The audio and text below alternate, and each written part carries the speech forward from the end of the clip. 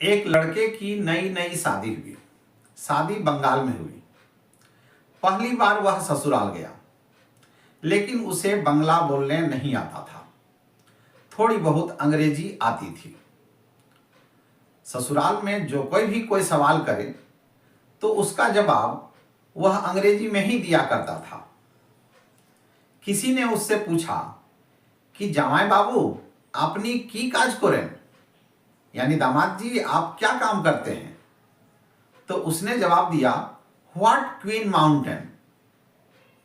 अब ये जवाब किसी को समझ में नहीं आया।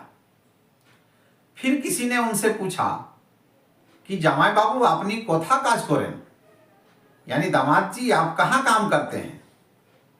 तो उसने कहा, लेग नेक डक लेग पाम। अब ये अंग्रेजी किसी के समझ से परे थी। लोग उनसे कम बात करने लगे। संजोग से किसी ने मुझसे इन जवाब का अर्थ समझाने के लिए कहा। पहले तो मुझे भी समझ में नहीं आया। फिर बाद में मैंने सोचा कि व्हाट क्वीन माउंटेन, बंगला में व्हाट का मतलब होता है की, हिंदी में बोलते हैं क्या। क्वीन का मतलब रानी और माउंटेन का मतलब पहाड़, बंगला में इसको गिरी बोलते हैं। यानी वह किरानी गिरी का काम करता था। फिर दूसरा जवाब, लेग नेक डक लेग पाम। लेग का मतलब पैर होता है, बंगला में पा बोलते हैं। नेक माने गला होता है।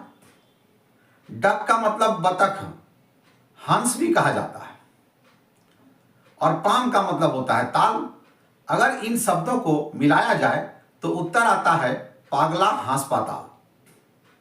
यानी जमाई बाबू किरानीगिरी करते थे और पागला अस्पताल में काम करते थे।